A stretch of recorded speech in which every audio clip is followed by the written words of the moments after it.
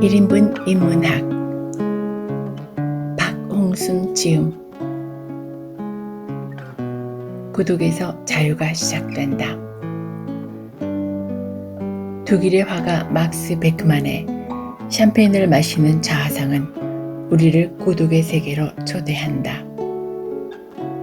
언뜻 보면 왁자지껄 어울려 마시는 듯하지만 조금만 주의 깊게 보면 요즘 표현으로 혼술 중인 것을 알 수 있다.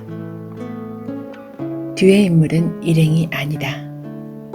미술작품이 걸려있는 벽으로 구분된 다른 자리의 손님이다. 앞에 대적을 하는 상대도 없다.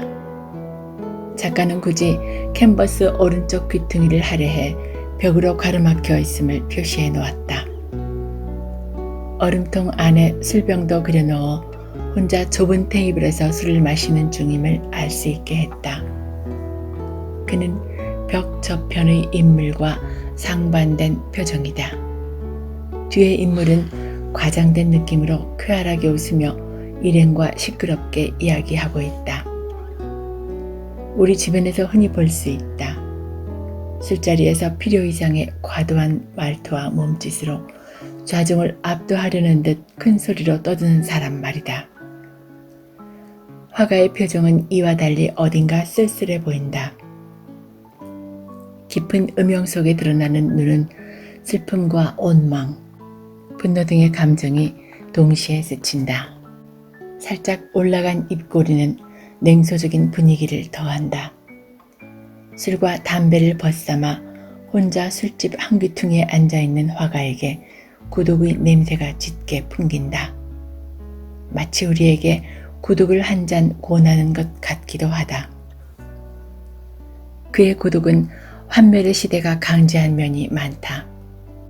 이 자화상은 제1차 세계대전을 위생병으로 보낸 참혹한 기억이 채 가시기 전에 그렸던 것이다. 야전병원 시체 처리반에서 근무하다 신경쇠약으로 불명예 제대한 베크만은 인간은 1등급 돼지고 앞으로도 그럴 것이라고 토로한다. 그는 전장에서 돼지로 취급받는 맞지도 못한 채 팔과 다리를 절단해야 하는 수많은 젊은 병사를 목격했다. 전쟁은 민족과 국가의 번영이라는 미명 아래 권력과 부를 움켜쥔 소수가 수많은 국민에게 희생을 강요하는 현장이었다. 야만적인 전쟁 속 자아상실을 강요받는 시대에 베크만은 당신은 어떤 사람입니까? 나는 어떤 사람입니까?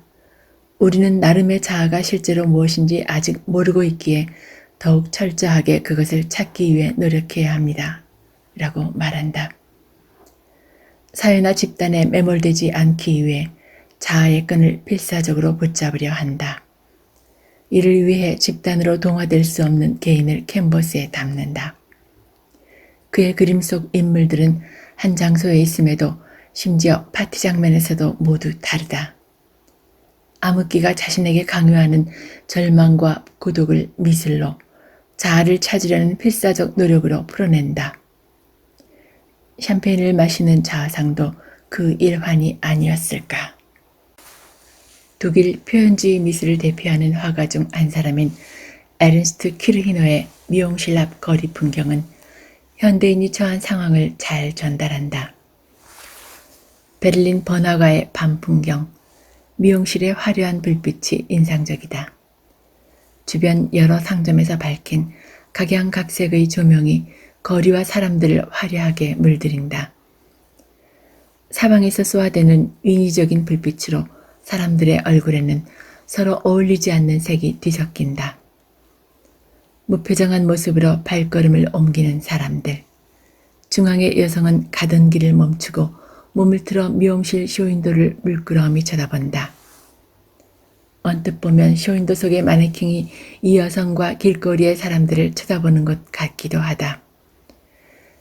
조명이 여러 방면으로 교차되면서 불빛은 강렬하지만 정작 사람들의 그림자는 사라진다.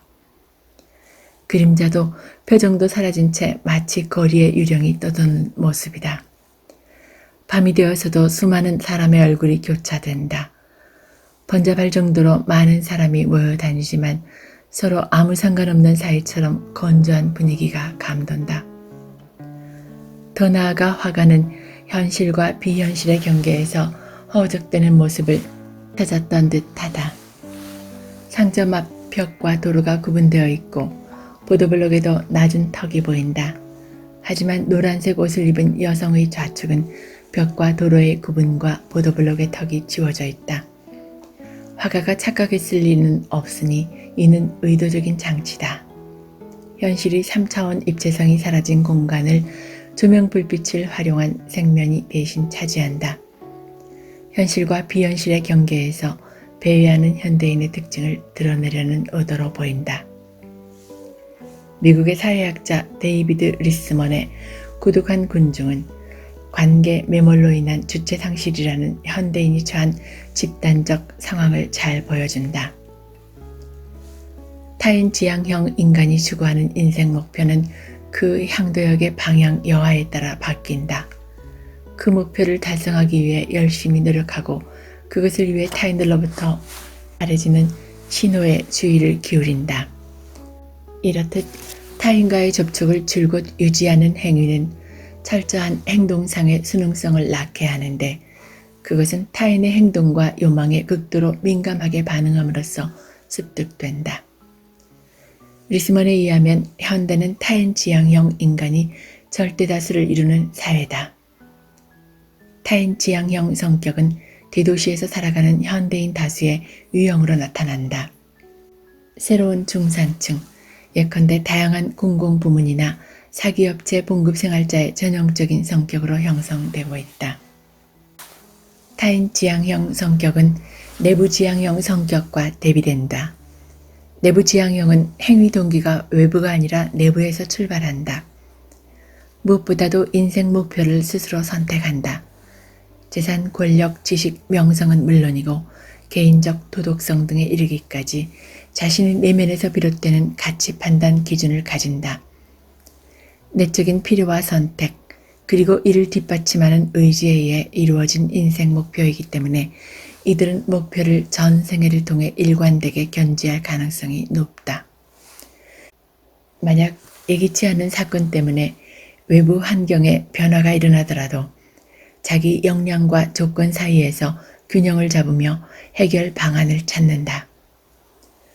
성장을 통해 판단의 출발과 과정, 그에 대한 결과와 책임까지 자신의 동력에 의존해 왔기 때문이다. 외부 환경의 변화는 개인의 자립성과 자율성, 나아가서는 창의력이 증대되는 방향으로 간다. 키르히네의 미용실 앞 거리 풍경은 타인의 시선을 자기 인생의 기준으로 삼고 살아가야 하는 대도시 셀러리맨의 자화상이다.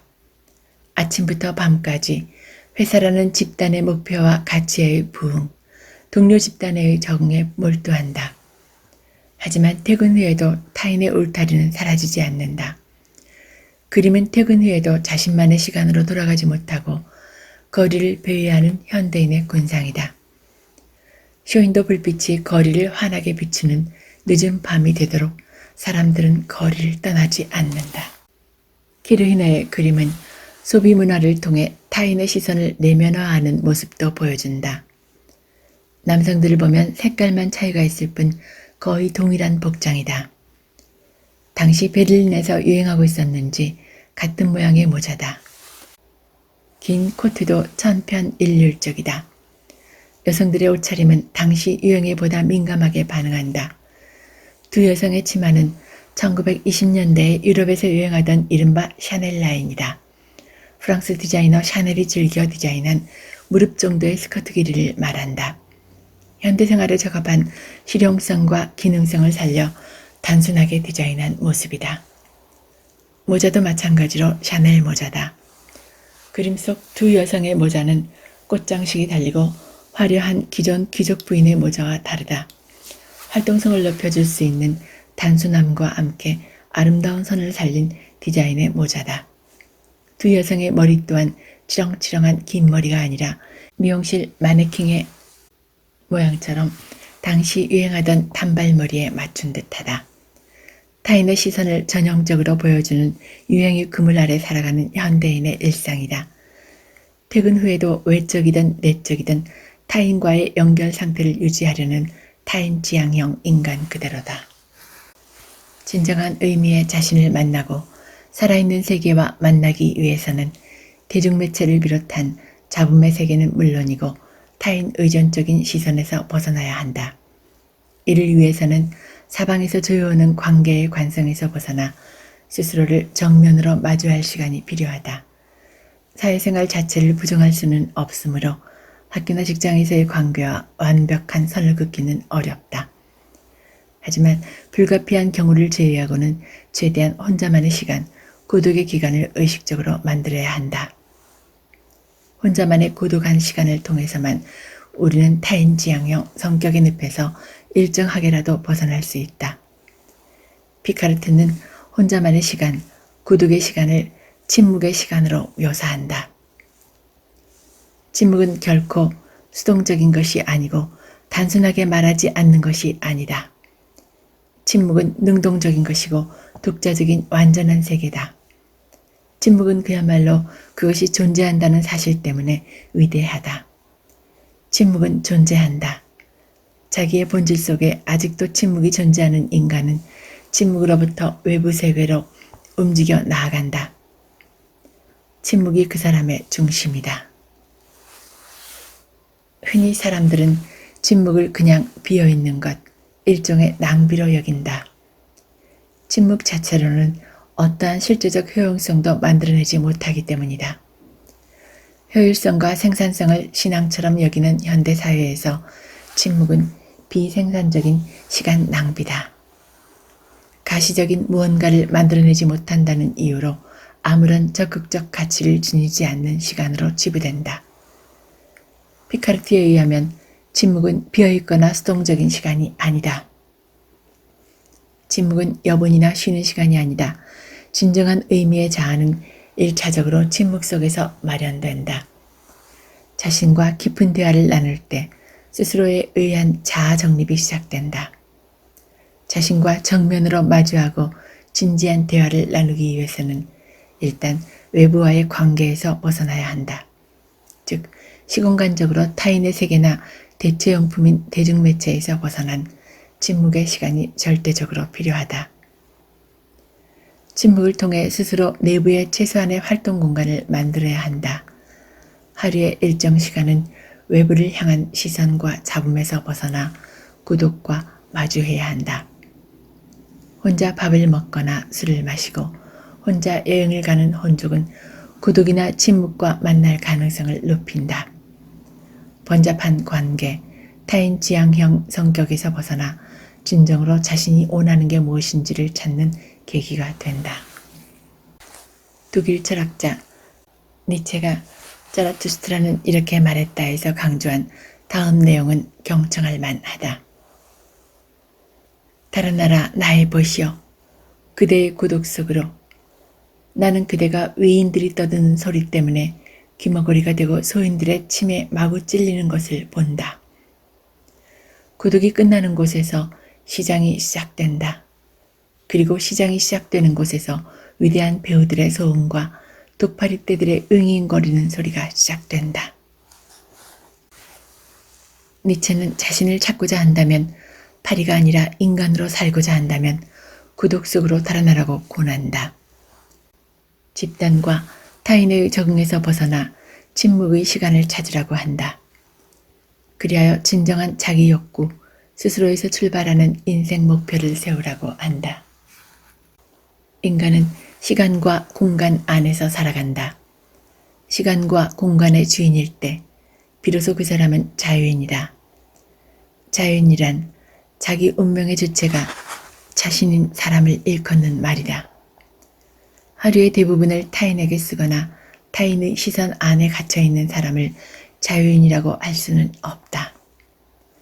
노예 지도 아래에서만 노예가 있는 것은 아니다. 혼족은 비록 조건의 영역이긴 하지만 노예적 삶에서 벗어날 가능성을 제공한다. 혼족의 시간이 자기를 위한 시간의 확대로, 나만의 고독과 침묵으로, 나만의 독서로, 나만의 성찰로 이어질 때 비로소 우리는 자유인의 길로 한 걸음 다가설 수 있다.